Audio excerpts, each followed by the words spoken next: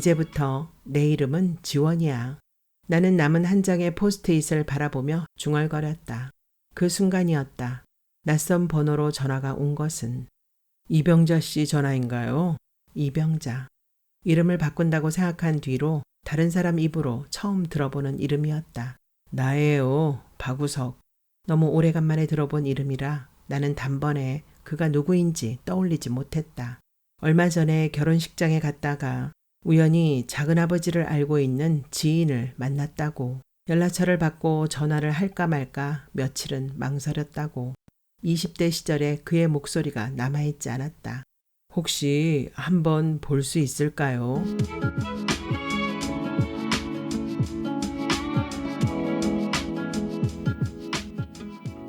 여름방학.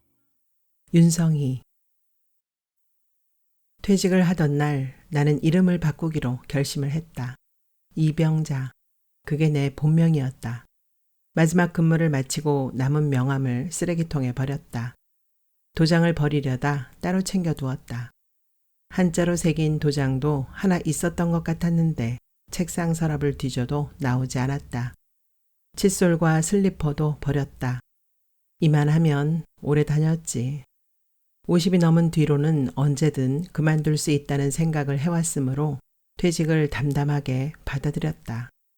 다만 내 의지로 그만두지 못한 것이 아쉬웠다. 붓고 있는 적금이 만기가 되면 사표를 쓸 계획이었다. 목표 금액까지는 몇 달 남지 않았다. 퇴직을 하고 무얼 할 계획이냐고 묻는다면 세계 여행을 다닐 것이라고 말할 생각이었다. 하지만 아무도 퇴직 후의 계획에 대해 묻지 않았다. 여행이라곤 제주도에 2번 갔다 온 게 전부였고 그마저도 한 번은 출장을 겸한 일이었다. 나는 한 번도 어디론가 가고 싶다는 생각을 해본 적이 없었다. 가고 싶은 나라는 텔레비전에 다 나왔다. 선풍기를 틀고 소파에 누워 사람들이 낯선 나라를 돌아다니는 것을 구경하는 것이 내겐 여행이었다. 솔직히 고백하자면 트렁크를 끌고 공항에 서 있는 내 모습을 상상하기만 해도 무서웠다.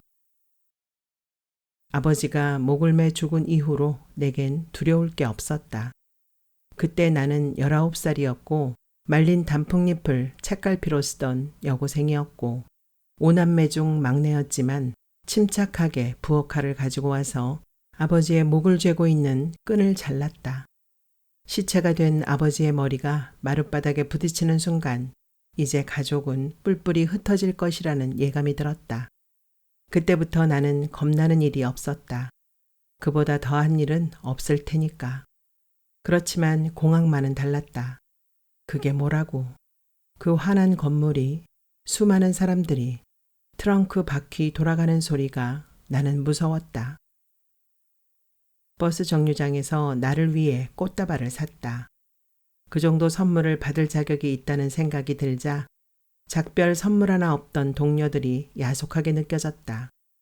축의금이나 조의금도 섭섭지 않게 냈는데 아버지가 돌아가시고 오빠들은 집을 떠나고 나는 어머니와 둘이 남았다. 사정을 알게 된 담임선생님이 근처 중학교의 행정실에 사무보조 자리를 하나 구해주었다. 고등학교를 졸업하기 3달 전이었는데 수업에 들어오지 않아도 졸업을 할 수 있게 처리도 해주었다. 중학교 행정실에서 일을 하면서 야간대학을 다녔다. 더 좋은 대학을 갈 수도 있었지만 일을 그만두는 게 쉽지 않았다. 하루에 한 끼를 겨우 삼키던 어머니가 돌아가신 뒤 나는 고향을 떠나기로 결심했다.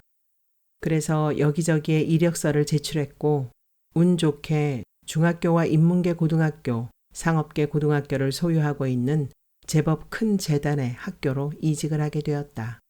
그게 25년 전의 일이었다. 집으로 돌아오자마자 꽃병을 할 만한 것을 찾기 위해 찬장을 뒤졌다. 안쪽에서 맥주잔이 나왔다.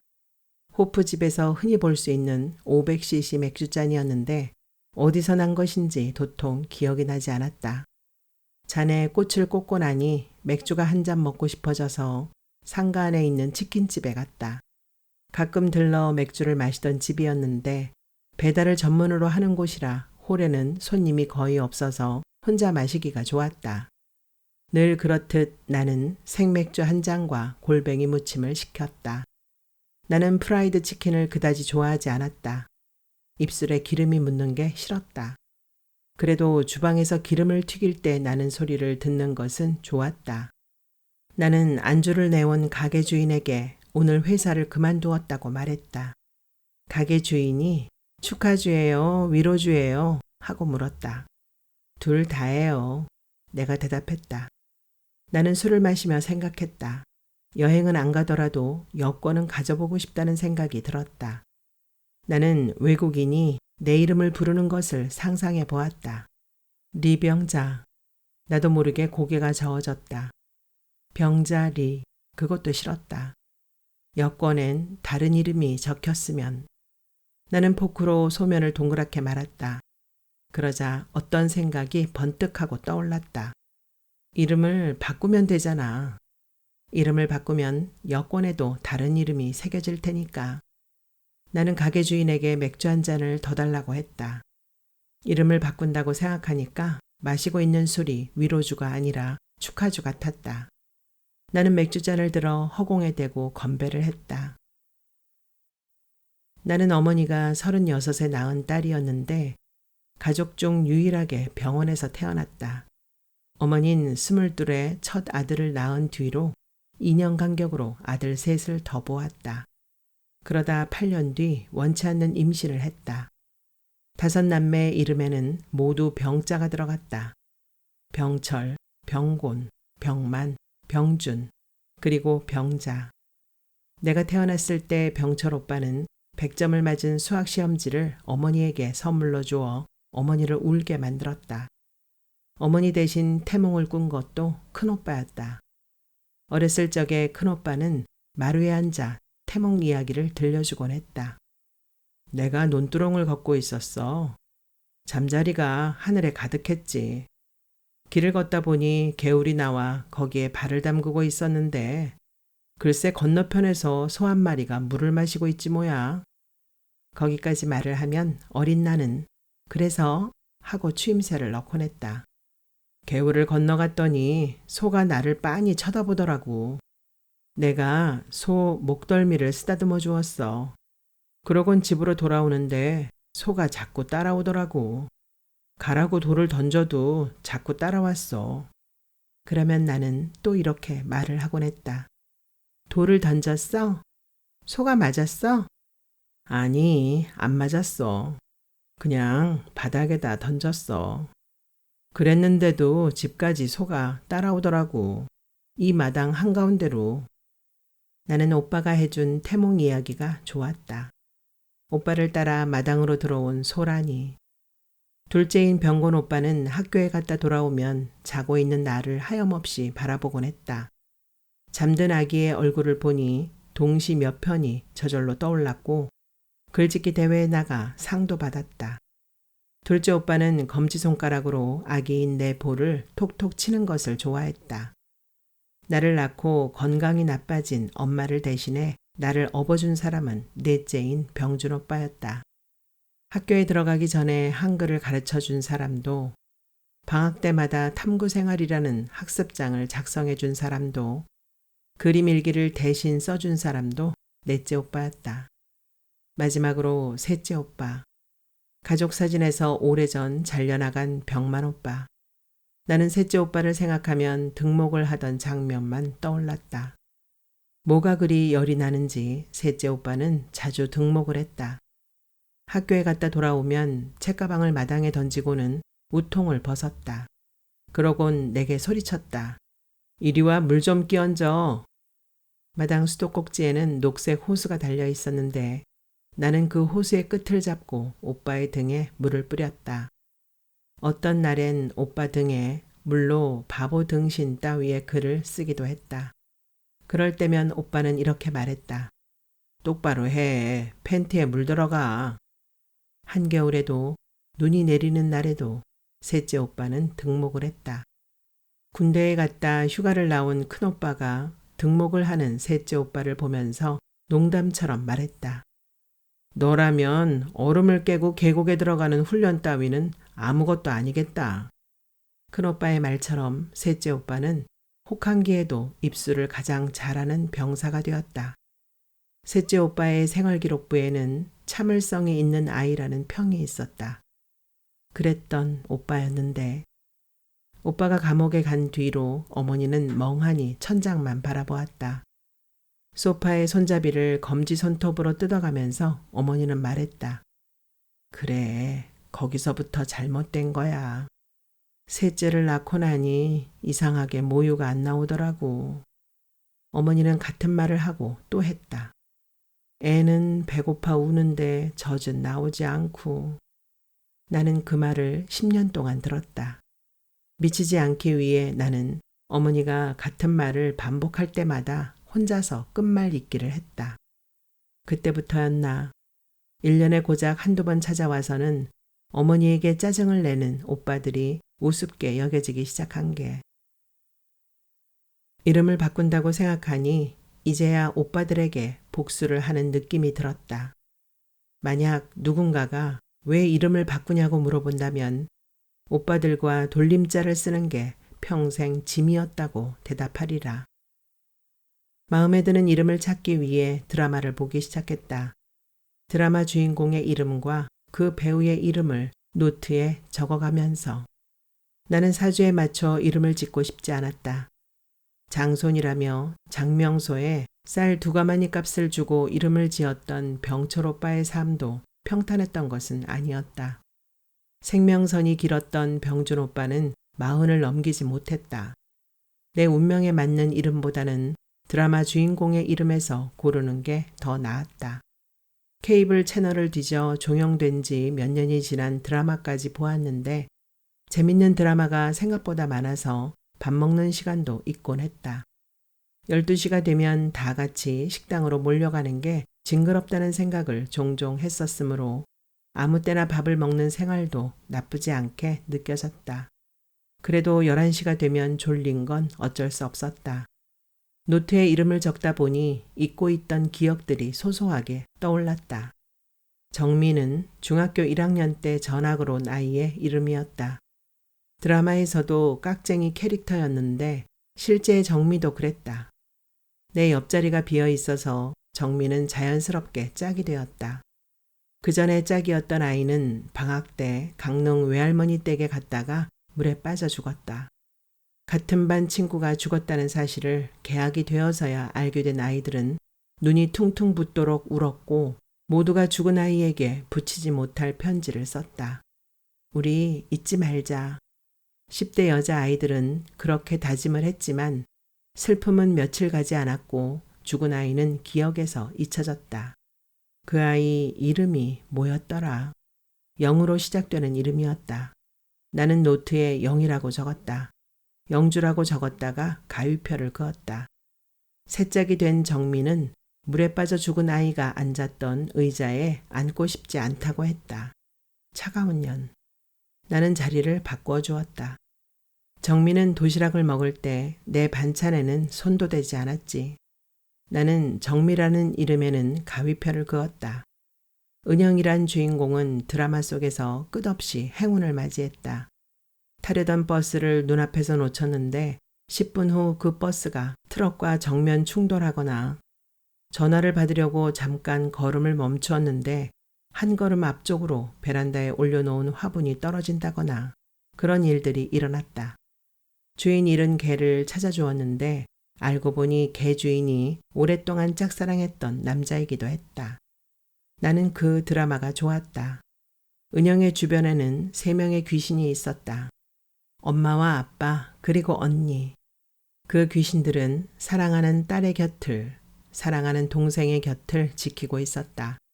그렇다고 귀신들은 엄청난 행운을 은영에게 주지는 않았다. 이를테면 복권에 당첨된다던가 하는 일들.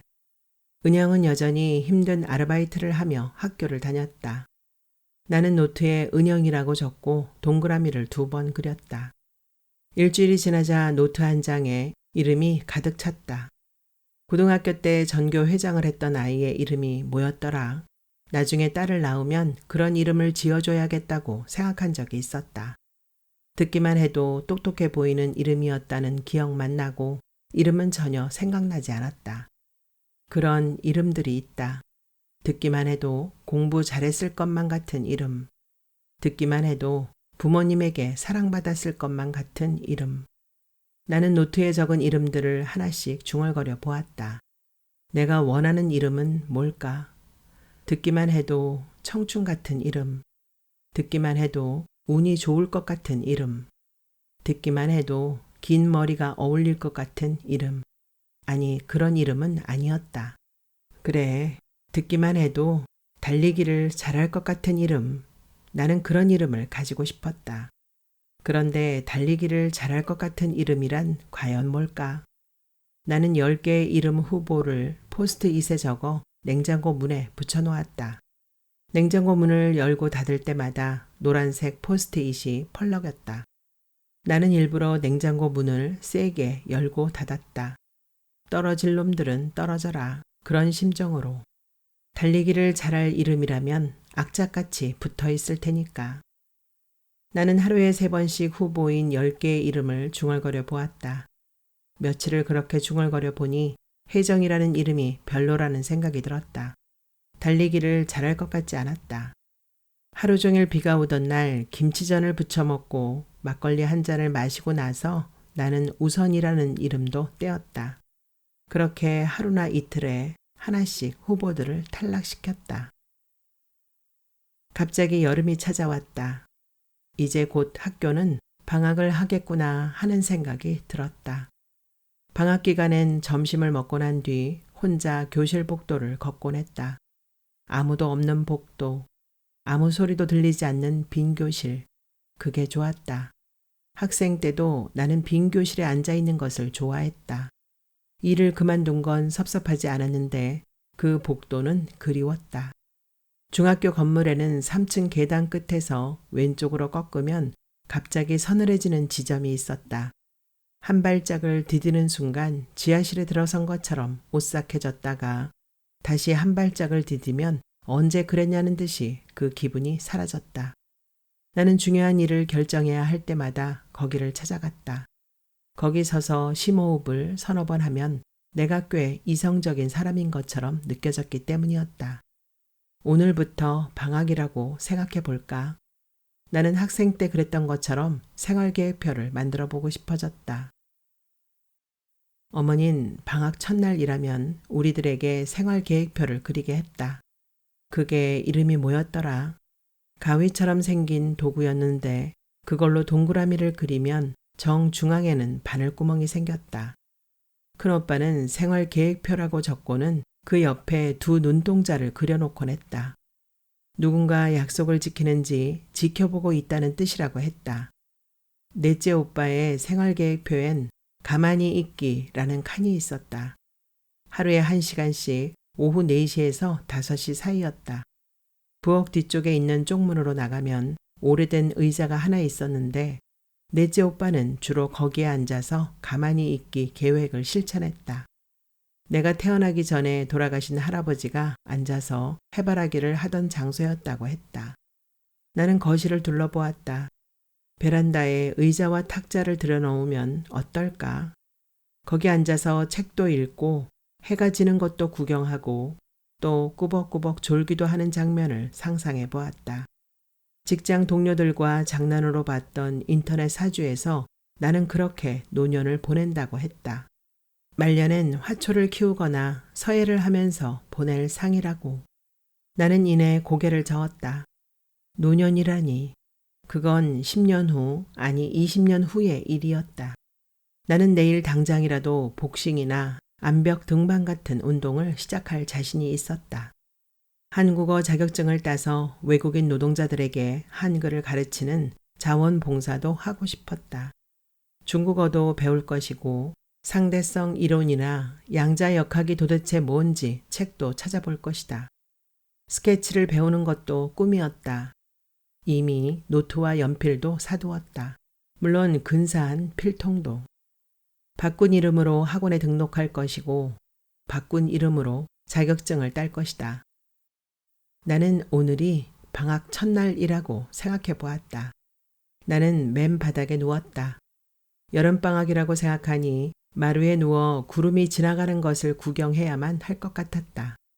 구름은 보이지 않았지만 그래도 구름이 하늘에 있다고 상상을 해보았다. 그만 뒹굴어. 누군가 내게 그런 잔소리를 해주었으면. 방학이 끝날 때까지만 이대로 있고 싶어. 나는 불어 투정을 부리는 말투로 말해보았다. 늦잠을 자던 나를 깨우던 엄마에게 하던 것처럼. 매주 월요일은 아파트 단지에 장이 서는 날이었다. 나는 월요일이면 장터에 나가 떡볶이와 순대를 사 먹었다. 그리고 노각을 서너 개씩 샀다. 내게 노각을 파는 총각은 노각을 물회라고 불렀다. 어느 지역 말인지는 모르겠지만 노각보다 물회가 더 예쁘게 들렸다. 새콤달콤하게 노각을 묻혀 밥에 비벼 먹으면 여름을 여름답게 보내는 것처럼 느껴졌다. 노각 무침을 비빔국수 위에 올려 먹는 것도 좋았다. 냉국을 해 먹는 것도 좋았다. 나는 남은 후보 중에서 은영이란 이름을 떼어냈다. 은영의 행운은 드라마에서나 어울리는 것이었다. 지원과 진명, 두 이름만 남았다. 거울을 보고 지원아 하고 불러보았다. 진명아 하고도 불러보았다. 설명할 수는 없지만 둘 다 달리기를 잘할 것 같았다. 나는 냉장고 앞에 서서 입바람을 불어보았다. 힘껏 불었다. 진명이란 이름을 적은 종이가 펄럭이다가 바닥으로 떨어졌다.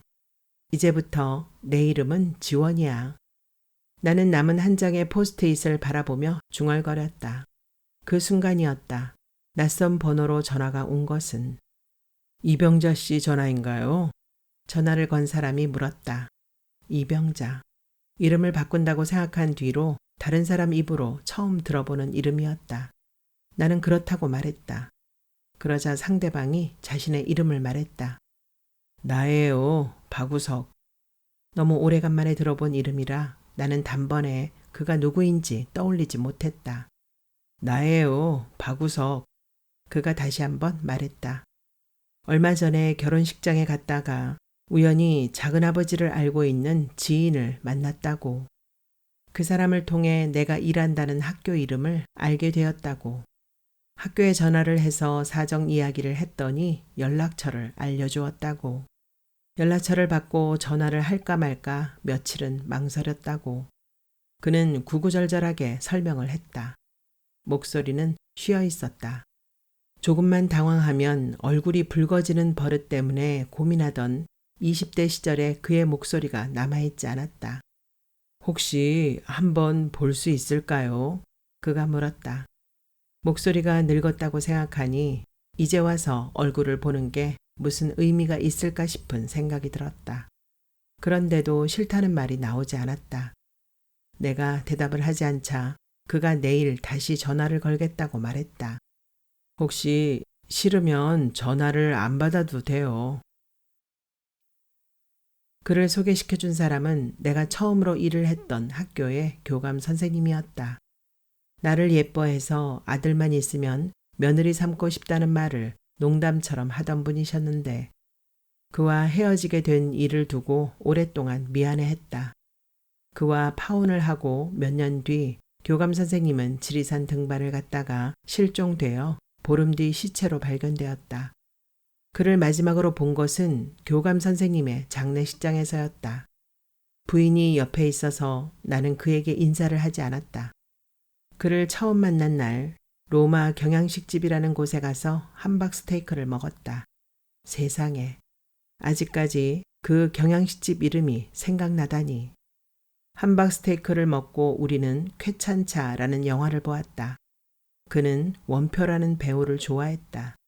그의 우리는 많은 영화를 보았다. 그렘린이란 영화를 보고 내게 영화에 나오는 인형을 사준 적도 있었다. 그는 내가 조금이라도 화를 낼 기미가 보이면 이렇게 말했다. 그러지 마요. 길을 걷다가 꽃을 꺾는 아이라도 보게 되면 그 말을 했다. 그러지 마요. 그는 자기보다 어린 사람에게도 늘 존댓말을 했다. 우리는 꽃갈콘이라는 과자를 먹으면서 가장 예쁜 꽃갈 찾기 놀이를 하곤 했다. 구부러지지 않은 꽃갈, 허리가 반듯한 꽃갈, 마지막이 뾰족한 꽃갈. 그와 헤어지고 난 뒤에 나는 주차금지 구역에 세워놓는 러버콘만 보아도 화가 났다. 어떤 날은 그 주황색의 원뿔들을 발로 걷어차기도 했다. 내겐 화풀이를 할 상대가 없었다. 그에게 다시 전화가 오면 받지 않으리라. 나는 휴대폰 벨소리를 진동으로 바꾸어 놓았다. 그는 전화를 하지 않았다.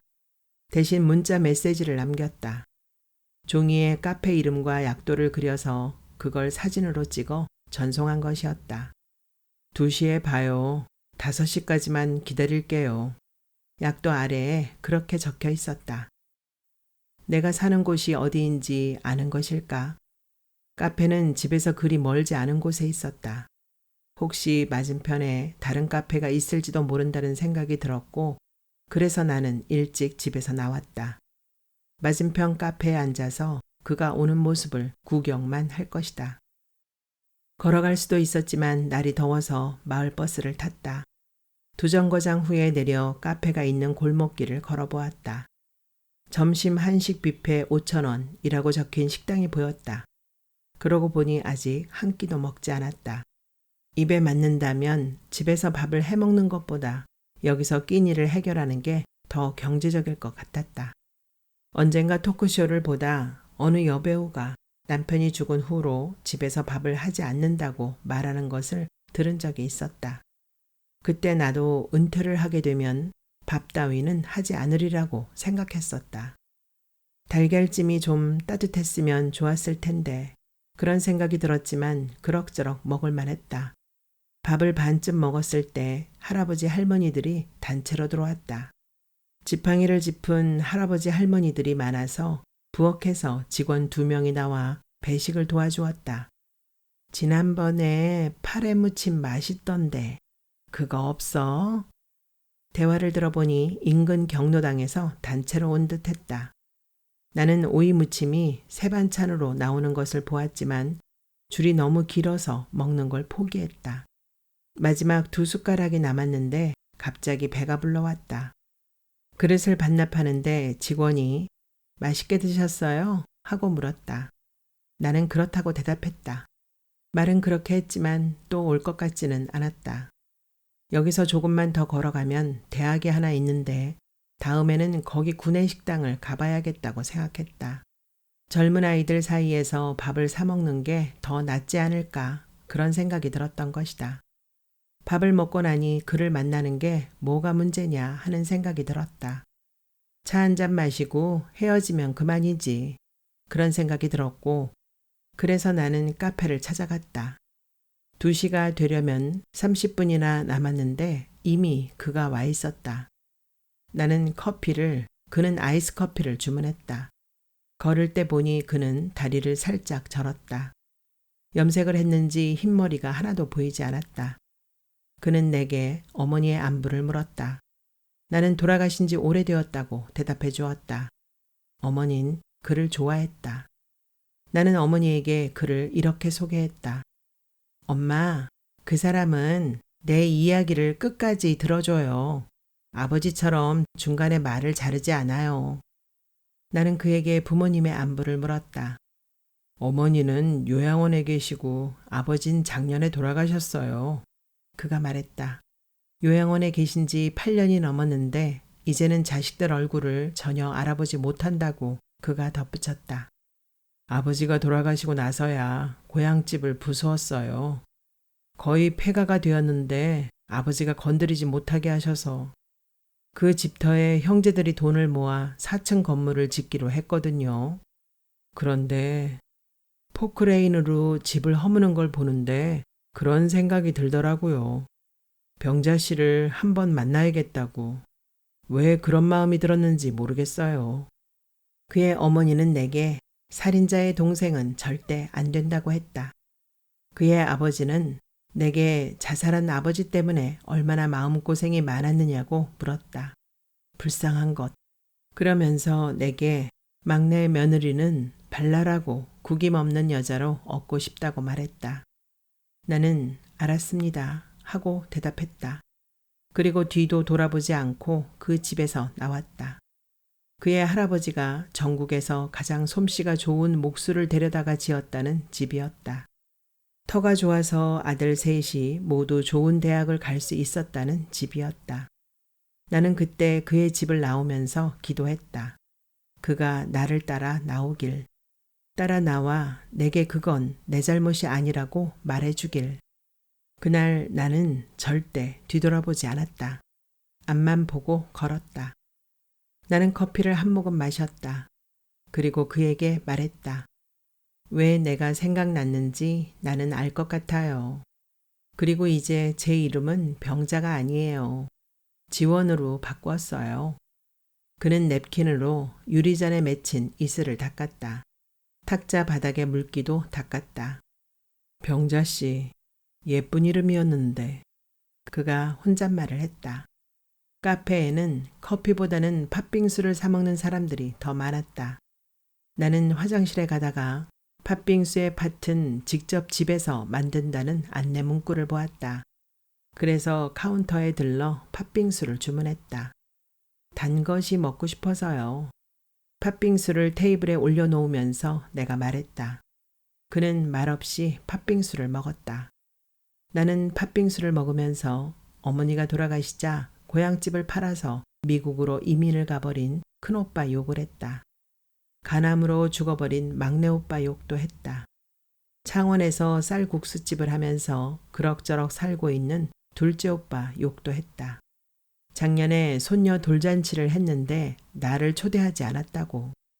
그는 내게 부인이 죽은 이야기를 해주었다. 교통사고였는데 부인은 죽고 자기는 살아남았다고. 나는 그가 다리를 저는 것이 사고 후유증은 아닐까 짐작해 보았다. 아들이 하나 있는데 한국이 지긋지긋하다며 스페인으로 떠나버렸다고. 거기서 결혼식을 올렸다는데 자기는 아직 며느리의 얼굴도 못 보았다고. 그는 아내가 죽은 뒤로 편의점 전문가가 되었다고 했다. 병자 씨도 아니 이제 지원 씨라고 했나요? 암튼 밥하기 지겨울 텐데 편의점 도시락 먹어요. 생각보다 맛있어요. 그러다 그가 갑자기 떨리는 목소리로 말했다. 선선해지거든 우리 도시락 싸가지고 공원에 가요. 나는 팥빙수에 들어있는 인절미를 골라 먹었다. 그러고는 탁자 위에 올려져 있는 그의 손에 내 손을 가볍게 올려놓으며 말했다. 그러지 마요. 비가 온다는 일기예보가 7번이나 틀렸다. 태풍이 온다 그래서 나는 소파의 방향까지 바꾸었다. 거실창 바로 앞으로 아로마 향초도 하나 사두었다. 소파에 앉아 비를 실컷 구경할 마음으로. 그랬는데 태풍은 오지 않았다. 소나기 예보도 번번이 벗어났다. 후두둑 비가 떨어지는 것 같아 소파에 앉아보니 이내 비가 그쳤다. 그는 가끔 문자 메시지를 보냈는데 끓였던 물을 또다시 끓이면 안 된다거나 특정 번호로 전화가 오면 절대 받아서는 안 된다거나 하는 내용들이었다. 나는 답장을 하지 않았다. 나보다 좋은 대학까지 나온 사람이었는데 그런 말을 믿다니. 천장에서 물이 떨어진다며 아래층 남자가 찾아왔다. 남자는 늘어진 메리아스를 입고 있었다. 가슴 안쪽이 환히 들여다 보일 정도로 늘어난 메리아스를 보니 난닝구라는 말이 저절로 떠올랐다. 아파트 현관을 들고 날 때마다 메리아스만 입은 채 담배를 피우는 남자들을 종종 보게 되는데 그때마다 나는 속으로 그들을 비웃곤 했다. 부끄러운 줄도 모르고. 나는 맨발에 슬리퍼를 신고 음식을 나르는 식당에는 가지도 않았다. 야구 모자를 쓰고 택시 운전을 하는 기사들도 싫어했다. 아무래도 원인이 이 집에 있는 것 같아서 아래층 남자가 말했다. 나는 남자를 따라 아래층으로 내려갔다. 남자는 내가 보는 앞에서 아무렇지 않게 현관 비밀번호를 눌렀다. 2468. 숫자를 외우고 싶지 않았지만 나열이 너무나 쉬워 잊는 게 더 어려울 것만 같았다. 내가 남의 집 비밀번호를 알게 되었다는 사실이 갑자기 불쾌하게 느껴졌다. 거실에는 텔레비전 2대가 나란히 놓여 있었는데 둘 다 화면이 켜져 있었다. 한 곳에는 드라마가, 다른 한 곳에는 배구 중계가 틀어져 있었다. 얼핏 보니 지난 주말에 했던 드라마의 재방송 같았다. 내 기억이 맞는다면 약 20분 후 주인공 여자가 뺑소니 차에 치일 것이다. 남자가 천장을 손으로 가리켰다. 처음엔 여기가 갈색으로 변하더라고. 그러더니 점점 갈색이 이쪽으로 번지더니 어제부터 물이 떨어지기 시작했다고. 물은 거실 형광등 근처에서 떨어지고 있었다. 그 아래 양은 냄비가 놓여 있었다. 나는 냄비에 떨어지는 물을 바라보았다. 남자가 냄비를 발로 건드리며 말했다. 냄비가 하나라 라면도 못 끓여 먹고 점심엔 사발면을 먹어야겠네. 내가 놀란 눈으로 남자를 바라보자 남자가 농담이라며 웃었다. 그러니 빨리 고쳐달란 말이에요. 그때 작은 방에서 누군가 남자를 부르는 소리가 들렸다. 애비야. 잠깐만요. 남자가 내게 말하고는 방으로 들어갔다. 그러고는 이내 나와 부엌으로 가서는 물을 한 잔 들고는 다시 방으로 들어갔다. 이번에는 한참 걸렸다. 나는 거실을 둘러보았다. 텔레비전 옆 장식장에는 아이의 사진이 있는 액자가 서너 개 놓여 있었다. 모두 같은 아이였다. 남자의 얼굴과 비슷한 것도 같고 아닌 것도 같았다. 또 물이 떨어졌다. 나는 작은 방을 향해 소리쳤다. 당장 고쳐드릴게요. 걱정 마세요. 관리사무소에 가서 사정을 말했더니 누수 탐지 전문 업체를 소개해 주었다. 여직원이 오래된 아파트라 그런지 한 달에 한 번꼴로 누수 사고가 발생한다고 말했다. 꼭 여기서 안 해도 상관없어요. 알아보시고 더 저렴한 곳이 있으면 거기서 하세요. 나는 알았다고 대답했다. 여직원이 일러준 번호로 전화를 했더니 내일 아침에 방문을 하겠다고 했다. 나는 아파트 단지를 한 바퀴 걸어보았다. 총 2,400세대가 있는 아파트 단지였다. 구조는 모두 똑같았다. 방 2개에 화장실 하나. 내 이름으로 된 첫 번째 집이었다. 빚을 갚는 데만 10년이 넘게 걸렸다. 나는 이 많은 집들에 파묻혀 있는 파이프들을 생각해 보았다. 30년 동안 막히지 않고 터지지 않는 파이프들. 나는 암에 걸려 죽는 건 두렵지 않았다. 하지만 제발 뇌졸중으로 쓰러지는 일만은 없었으면.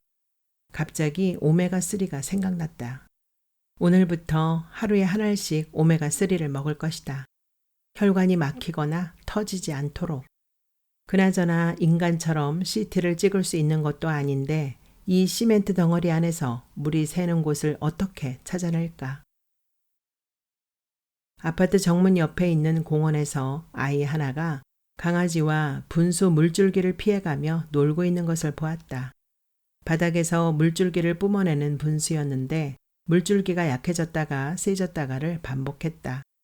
애엄마는 어디 있지? 주변을 둘러봐도 어른은 보이지 않았다. 몇 년 전부터 나는 편백나무 욕조를 가지고 싶었다. 작년에 편백나무 욕조를 전문으로 제작한다는 회사의 홈페이지에 견적을 문의해 보기도 했다. 엄두가 안 날 정도의 금액은 아니었지만 그래도 쉽사리 결정할 수 있는 금액도 아니었다. 편백나무 욕조를 생각해 보니 거실 수리비와 아래층 도배비가 아까웠다. 나는 발소리가 날까봐 집에서는 늘 슬리퍼를 신었다. 식탁 의자도 끌지 않았다.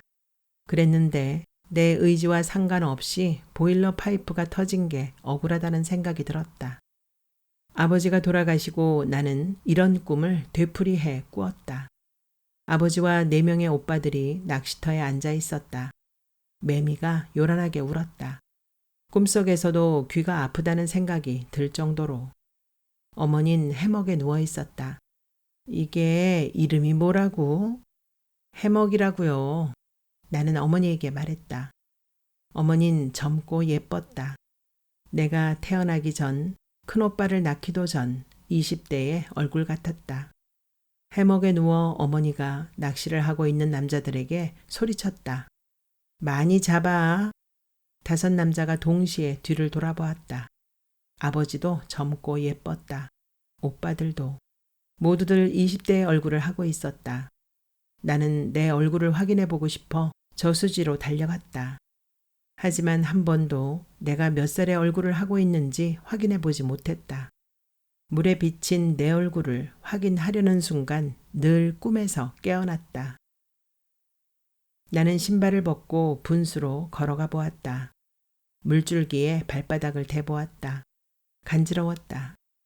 개와 같이 놀던 아이가 내게 다가와 여긴 아이들이 노는 데예요 하고 말했다. 나는 그런 법이 어디 있느냐고 물었다. 여긴 애완동물 출입 금지 구역이야. 하지만 어른이 나밖에 없으니 내가 모른 척 해줄게. 나는 아이에게 말했다. 아이가 젖은 티셔츠를 벗어서 물기를 짜내더니 다시 입었다. 방학인데 어디 안 가니?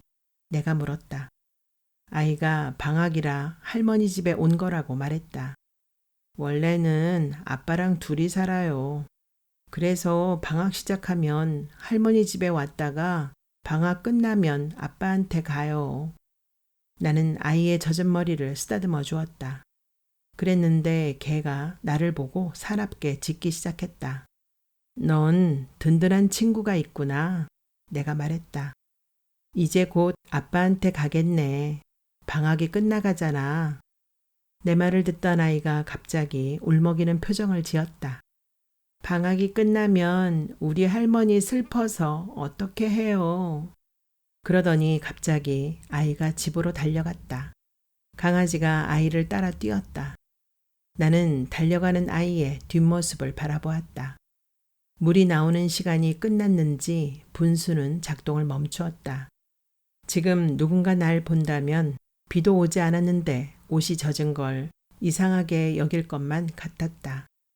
젖은 옷이 몸에 달라붙었다. 속옷이 비칠 것이다. 누가 보면 어때? 나는 창피해하지 말자고 생각했다. 여름방학 때는 누구나 물놀이를 하는 법이니까.